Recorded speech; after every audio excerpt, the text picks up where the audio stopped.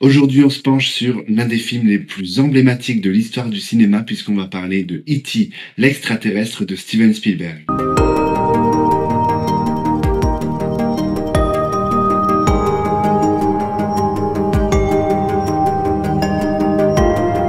Avant de commencer la vidéo, n'hésite pas à t'abonner et à me dire en commentaire si tu as vu ce film et surtout si tu l'as bien aimé. Et si tu partages, alors là tu serais un amour et tu aurais ma reconnaissance éternelle. Bravo! E.T. est un film culte sorti en 1982 et raconte l'amitié improbable entre un extraterrestre surnommé E.T. et un jeune garçon, Elliot. Au-delà de l'histoire, je vous propose de découvrir les secrets de production, le casting et bien sûr les secrets et anecdotes de tournage. L'idée du film vient de Steven Spielberg qui, étant enfant, a vécu le divorce de ses parents et à cette époque, il s'est créé un ami imaginaire et cet ami imaginaire venait d'une autre planète. Tu vois le lien avec E.T. Cette idée de l'amitié enfant extraterrestre l'a beaucoup hanté pendant des années et il l'a d'abord développée dans un de ses films, Rencontre du troisième type en 1977. Mais c'est après ce film que Steven Spielberg commence à réfléchir à un projet plus intime et plus familial. Au départ, E.T. devait tout simplement être la suite de Rencontre du troisième type et le film devait s'appeler normalement Night Skies. Le film devait être beaucoup plus sombre à la base puisqu'il s'agissait normalement d'une histoire concernant des extraterrestres qui terrorisaient une famille. Cette idée, il va la garder et il produira plus tard le film Poltergeist. Et cette idée, il la doit à François Truffaut puisque sur le tournage de Rencontre du troisième type, c'est François Truffaut qui glisse à l'oreille de Steven Spielberg de faire un film plus familial dont les enfants seraient le héros. Et c'est lors du tournage des Aventuriers de l'Arche perdue qu'il va rencontrer Melissa Mathison qui va finir par lui proposer un scénario. Et c'est comme ça que E.T. va avoir le jeu. Et pour la petite histoire, il faut savoir que l'écrivaine française Yvette Fonclard, elle a révélé avoir découvert avec surprise le récit de son propre roman qu'elle avait écrit, L'Enfant des Étoiles, donc en 1979, qui relate la rencontre entre un enfant et un extraterrestre perdu sur Terre.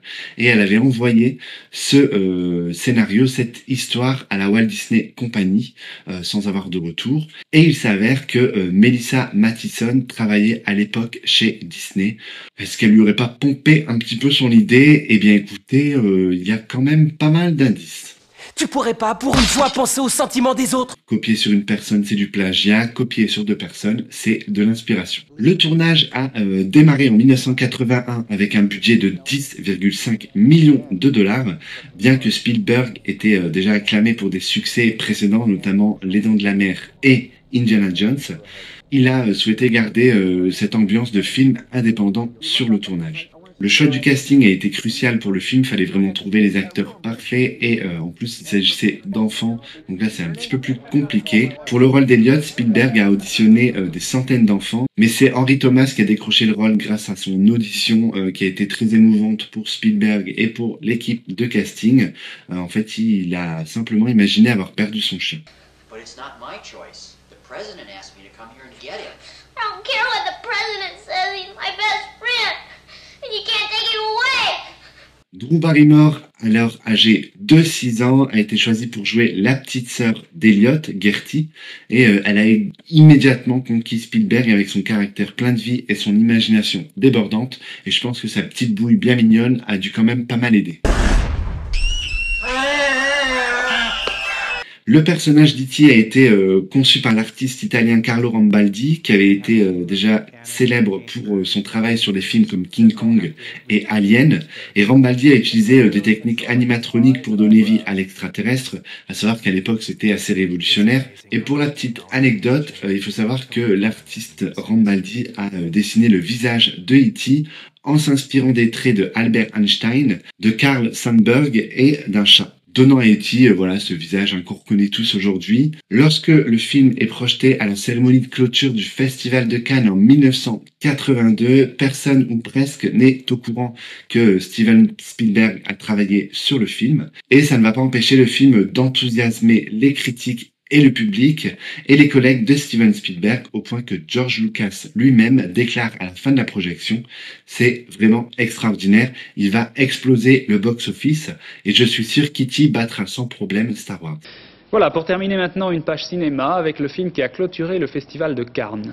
Un titre simple, E.T., comme extraterrestre. C'était un film hors compétition, mais qui a fait sensation le dernier jour du festival. Pour préserver l'authenticité des réactions des jeunes acteurs, Steven Spielberg a décidé de tourner le film dans l'ordre chronologique, ce qui est assez rare à Hollywood, et cela permettait aux enfants de vivre l'histoire avec des émotions réelles, et du coup Steven Spielberg voulait aussi éviter que les jeunes acteurs ne découvrent la fin de l'histoire avant l'heure. Le tournage s'est également déroulé dans un certain secret, puisque Steven Spielberg voulait garder un peu le design et surtout l'apparence de E.T. la plus secrète possible, donc il fallait des autorisations pour accéder au tournage, et c'était bien sûr sans appareils photo et caméra. Du coup, on a vraiment gardé le suspense jusqu'au bout. Lorsque E.T. est apparu pour la première fois sur les écrans en 1982, je vous le disais, au Festival de Cannes, très peu de personnes savaient à quoi ressemblait l'extraterrestre, et très peu de personnes savaient vraiment de quoi était vraiment fait le film. Il faut savoir qu'il y a un célèbre critique de cinéma français qui s'appelait Jacques Lourcel, qui avait fait une critique vraiment pas très sympa du film E.T. Il a décrit le film avec une lenteur et une lourdeur au niveau du récit, et qui était en outre accentué par, je cite, l'exécrable musique de John Williams. Alors c'est assez drôle, puisque aujourd'hui on sait que cette musique créée par John Williams est devenue une des musiques de cinéma les plus reconnaissables de l'histoire. Lors de sa sortie en 1982, E.T. du coup a été un immense succès, et un succès mondial. Le film a touché des spectateurs du monde entier, devenant rapidement le film le plus rentable de tous les temps. E.T. s'annonce comme le plus grand succès de l'histoire du cinéma américain. Clientèle privilégiée, les enfants bien sûr.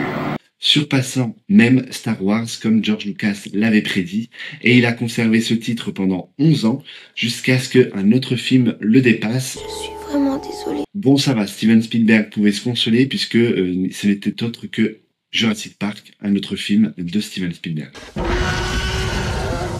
E.T. a remporté 4 Oscars, notamment pour la meilleure musique, composée par John Williams, donc je cite, exécrable musique. And the winner is John Williams for E.T.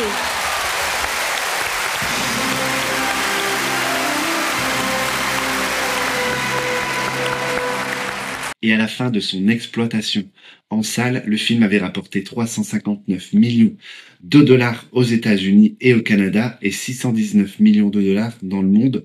Pour un film qui a coûté 10 millions, je pense que les calculs sont quand même pas mal. Le film a également marqué la culture populaire, parce qu'aujourd'hui on connaît tous cette réplique. E.T. téléphone maison. Bon, je le fais pas aussi bien. Cette réplique est devenue l'une des répliques les plus célèbres du cinéma, et on a bien sûr vu énormément de choses, de produits dérivés, d'impact sur la pop culture, avec des parodies, des hommages et même des attractions dans des parcs d'attractions à thème. Je vous propose maintenant quelques petits secrets et anecdotes sur le film. Premièrement, il faut savoir que Harrison Ford devait apparaître dans le film, puisqu'il a tourné des scènes en tant que directeur de l'école d'Eliott, puisque Eliott, après avoir été expulsé, apparemment saoul de sa classe, devait du coup être conduit chez le directeur par l'infirmière, et cette dernière était interprétée, pour la petite anecdote, par Melissa Mathison, donc celle qui a écrit le scénario, et qui était aussi également la compagne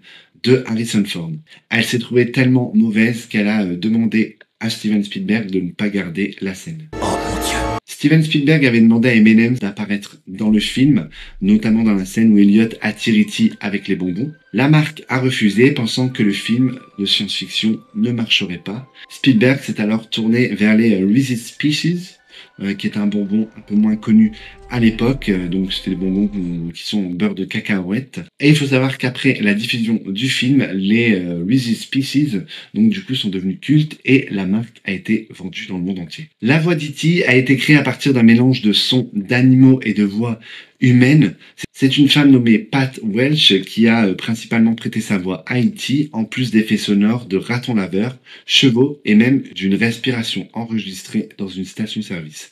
Comme quoi, l'inspiration se trouve partout. Le succès d'E.T. a été tel qu'il a permis à Steven Spielberg de créer sa propre boîte de production, Amblin, et en plus on reconnaît bien l'inspiration directe, puisque le logo d'Amblin n'est autre que le vélo d'Elliott passant devant la Lune avec E.T. Il y a eu un jeu vidéo qui est sorti sur la console Atari pour E.T. qui a été considéré comme le pire jeu vidéo de tous les temps. Et il faut savoir qu'il y avait une rumeur qui disait que toutes les cartouches non vendues avaient été enterrées dans le désert du Nouveau-Mexique. Cette rumeur s'est confirmée puisque 30 ans plus tard, on a retrouvé les cartouches donc du jeu d'E.T. Dans le désert. Et les petits malins ont bien sûr remarqué que le plastique en 30 ans ne s'était pas du tout dégradé. Dans la scène où E.T. se fait prendre en charge par des médecins, il faut savoir que c'était des vrais médecins puisque Steven Spielberg avait engagé des vrais médecins pour qu'ils puissent agir avec E.T. comme il l'aurait agi avec un vrai patient pour plus de réalisme à la scène. Vous l'aurez certainement remarqué, mais il y a beaucoup de clins d'œil à d'autres œuvres cinématographiques ou alors culturelles qui ont été glissées dans le film E.T. Il y a bien sûr la référence à Peter Pan, puisque la maman d'Elliot va raconter à sa sœur Gertie le conte Peter Pan lorsqu'elle va l'aborder le soir. Et il faut savoir que Spielberg était vraiment passionné par cette histoire et 9 ans plus tard, il va d'ailleurs réaliser le film Hook, la revanche du capitaine Crochet. Bien sûr, il y a des références à Star Wars pour faire un petit clin d'œil à son ami George Lucas, puisqu'on peut voir Elliot s'amuser avec des figurines de la saga intergalactique à l'effigie de Lando, de Boba Fett. Et plus tard dans le film, lorsque E.T. sera déguisé en fantôme, on verra un costume à l'effigie de Maître Yoda.